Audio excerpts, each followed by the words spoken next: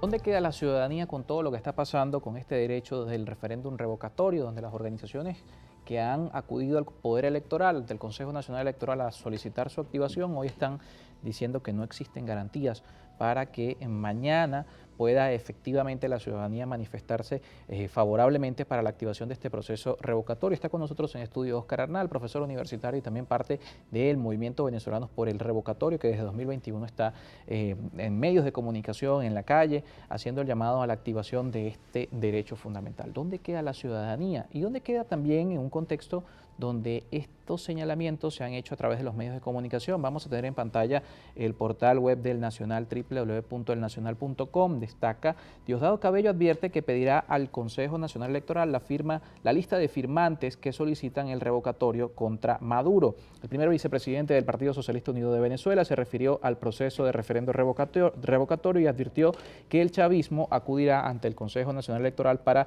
solicitar la lista de los firmantes. Hay una cita textual del vicepresidente: nosotros nos reservamos todo el derecho que tenemos de acudir ante el CNE para pedir el listado de quienes están solicitando el referendo revocatorio. Regla de juego claras: si usted pide revocatorio, no tiene que estar escondido. Una de las cosas que tenemos en agenda es ir al CNE a solicitar la lista de personas que están firmando para que el presidente sea revocado. ¿Cómo se pueden también tomar estos señalamientos y cómo impactan directamente en el ambiente, ¿no? En el ambiente político y por supuesto electoral? Sí, es tendencia en todas las redes el tema de... Por eso es tan pertinente la pregunta, Carlos. Ya, digamos, la Corte Interamericana de los Derechos Humanos habló sobre el tema de lo inconveniente, de lo violatorio a los derechos humanos que significó la lista Tascón. O sea, esa lista negra que se Del hizo. año 2004. Sí, del año 2004. Y sin embargo se insiste con una lista negra nueva, ¿no? O sea, vimos que la gente de la lista Tascón, bueno, sacaron a la gente que estaba justamente en la administración pública. O sea, no permitieron que nadie que hubiera firmado la lista Tascón ingresara en la administración pública. Cuando la Constitución es clarísima, se ingresa por concurso de credenciales a la administración. Eso es lo que dice y se asciende por méritos, nada. O sea, simplemente por razones partidistas se creó una discriminación ahí tremenda. Y en todos los planes sociales, misiones, grandes misiones, bonos. Entonces, este amedrentamiento, digamos, es completamente contrario a lo que dice, pues, el espíritu de paz que hay en la Constitución, ¿no? Y para aclararlo a la audiencia, es un derecho. Las organizaciones políticas tienen derecho, en este caso, de saber quién lo desea revocar o quién activa este derecho también consagrado en Constitución. ¿Es un derecho para las organizaciones políticas esta solicitud?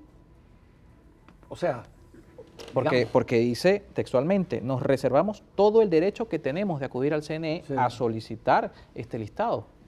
¿Existe? ¿Quién ha dicho que todo lo contrario? El rector Picón ha dicho lo contrario, ha dicho que eso, digamos, esos nombres, ¿por qué hay que hacerlos públicos? O sea, es como el voto. Si el voto es secreto, esto es también parte del secreto del voto.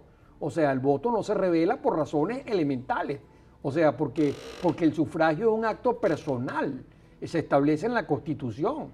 Entonces tú no puedes hacer, digamos, público una firma que es el equivalente a un voto. O sea, es totalmente violar derechos de la persona humana, de derechos políticos, derechos que tenemos todos a expresarnos, digamos, como bien queramos hacerlo. Y sobre todo en un tema revocatorio. Entonces hay que ver aquí el tema del porqué del secreto del voto, evidentemente para evitar este tipo de situaciones tan incómodas de que la gente tenga temor, que la gente se esté amedrentada por muchísimas razones. O sea, porque, digamos, cuando uno, Carlos, es interesante, ¿no? Porque cuando uno estudia el tema del sufragio, digamos, los orígenes del sufragio, poco el sufragio se hizo de una forma, se hablaba del sufragio censitario. ¿Qué significaba el sufragio censitario? Solo podían votar las personas que tuvieran medios de fortuna, o sea, que tuvieran dinero. Entonces, claro, ¿por qué? ¿Por qué se estableció así? Hoy nos parece un exabrupto, porque, digamos, aquí en Venezuela, a partir del año 47, hablamos del sufragio universal. Correcto. O sea, inclusive los analfabetas tenían derecho a votar, pero simplemente porque se pensaba que si había un patrón, o sea, había un empresario, un hombre de negocios que tenía trabajadores, digamos, bajo su mando, estos no iban a votar en contra si el voto no era secreto. Entonces, al principio, como el voto era público, se estableció que solamente votaban las personas acaudaladas. Luego se pasó al tema del voto secreto. No, el voto tiene que ser secreto para permitir que no haya esta subordinación de las personas, digamos, del pueblo con relación a quienes los emplean. O algún tipo de retaliación hacia quienes voten o piensen de otra manera. Y otra cosa que se estableció el voto de esta manera fue, bueno, se pensaba que si el hombre era libre, por eso el voto de los esclavos llegó luego. O sea, el voto tenía que ver con un acto de libertad, no con un acto de esclavitud, porque igualmente los esclavos se pensaba estaban subordinados a sus amos y no iban a votar contra sus amos, mucho menos si era público el voto, ¿no? ¿Dónde deja esto a la ciudadanía? Porque si mañana no se cumple este proceso, no se cumple con los requerimientos técnicos que se han establecido, el 20%, que por cierto también es importante destacar, se repite la característica del 20% por cada estado, que en 2016 fue uno de los factores que fue cuestionado por quienes participaron. Claro. Pero ¿en qué situación deja la ciudadanía si mañana no se logra recoger esos 4.200.000 firmas? Sí, es que eso es un imposible hacerlo. O sea, inclusive el tema de los estados, plantearlo estado por estado es un exabrupto. Además, porque simplemente la circunscripción presidencial es nacional.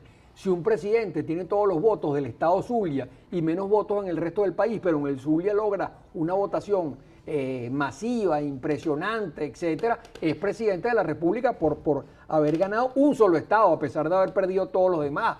Eso indica que es una circunscripción nacional. Y otro tema son los venezolanos en el exterior. ¿Cuántos venezolanos están fuera? Ya se habla de 7 millones de venezolanos fuera. Bueno, hay que garantizar a esa gente que pueda también votar, porque tienen derecho. Y en todo el mundo la gente que está fuera de sus países, cuando hay una elección de este tipo, puede igualmente participar, cosa que no se está permitiendo o garantizando o avalando de alguna manera o de otra. Entonces todo es un marco, digamos, es un caldo morado oscuro, terrible, digamos, es una especie de conspiración diabólica contra el pueblo, para que el pueblo no pueda expresarse, para que el pueblo no pueda participar, para que esto sea además una gran trampa para ellos poder decir, no, les abrimos la mesa y nadie fue. Bueno, esto se suma al expediente de violaciones al voto, de violaciones a los derechos humanos, a la participación política, al revocatorio, etcétera, ¿no? Ahora, ¿qué dicen las organizaciones políticas?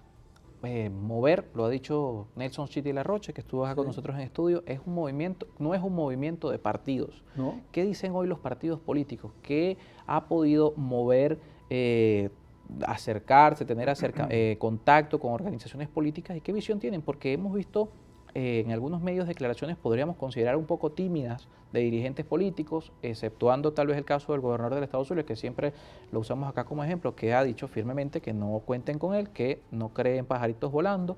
De resto, las posiciones han sido tal vez un poco reservadas respecto al escenario. Claro, digamos, hay mucha gente que piensa y que calcula, ¿no? Y dice, bueno, yo me voy a meter ahí para que nos digan que no. Y entonces se anticipa, pero, repito, lo importante de meterse, como lo hemos hecho nosotros, pues, y de poner, digamos, las manos en el fuego, evidentemente ha sido con el objetivo de que quede demostrado que esto, digamos, que es absolutamente imposible por los caminos establecidos en la Constitución lograr un cambio de esta manera, como quisiéramos, constitucional, electoral, pacífico, en función de justamente el espíritu y propósito de la misma Constitución, que es una Constitución, digamos, que dice el gobierno es y será siempre democrático, o sea, electivo, participativo, pluralista y de mandatos revocables. Entonces, bueno, digamos, o sea, nuevamente quedan al descubierto. O sea, están violando la Constitución de una forma flagrante, atropellándola y respetándola, además amenazando al pueblo que vaya a firmar. Como te decía, ya de la lista Tascón hay, digamos, un expediente ya decidido. O sea, es algo que viola fundamentos, derechos elementales, principios, derechos políticos. Esa es una sanción que ya le dio la Corte Interamericana de los Derechos Humanos. O sea, que volver a incurrir en eso, bueno, ahí vamos a estar nosotros llevando esto a la Corte Penal Internacional, a la Unión Europea, a la señora Bachelet, alta comisionada este de la año, ONU. por cierto, también corresponde el examen periódico Exactamente, universal. alta comisionada para los derechos humanos, volviendo a llevar esto a la OEA, a todas las instancias, nacionales e internacionales. Ahí vamos a acudir denunciando el atropello flagrante que se ha vuelto a cometer contra el pueblo venezolano, cercenándole su derecho al voto.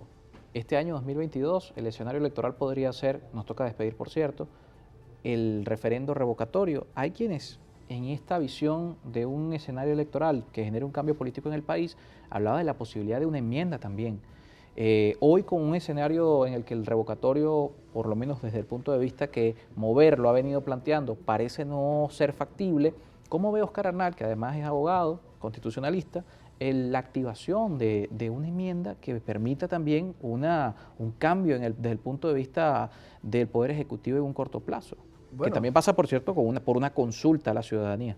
Sí, sería extraordinario, por supuesto, que haya una enmienda. O sea, López Contreras, digamos, recortó su periodo constitucional de 7 a 5 años, pero estamos hablando de un talante, digamos, más bien de un talante gomecista, pues encarnado hoy en el poder. O sea, un señor que gobernó 27 años. O sea, aquí ya se han saltado 2 revocatorios seguidos, el anterior y este. O sea, la elección presidencial pasada se inhabilitaron partidos, se tomaron partidos por asalto, se inhabilitaron candidatos. El único candidato que logró participar, digamos, de alguna manera avalado por algunas fuerzas opositoras, terminó igualmente denunciando la elección y denunciándola ante las instancias internacionales. Esa es la realidad, pero hay que prepararse para ese escenario, y ese es el llamado, o sea, llamado a todas las instituciones del país, a todas absolutamente sin excepción, a que garanticemos esa soberanía popular, a que luchemos porque se haga efectiva esa soberanía popular, porque el pueblo pueda votar y porque el pueblo pueda decidir. Sabemos que evidentemente hay además en Barinas se demostró, pero se demostró, está clarísimo en todo el país, porque hay investigaciones serias de opinión publicadas, por ejemplo, por el Instituto de Estudios Políticos o el Centro Político de la Universidad Católica Andrés Bello, que lo señalan claramente. O sea, digamos, en este momento la fuerza opositora en Venezuela es descomunal. O sea, todo el mundo quiere cambio, un sentir colectivo. La gente no aguanta.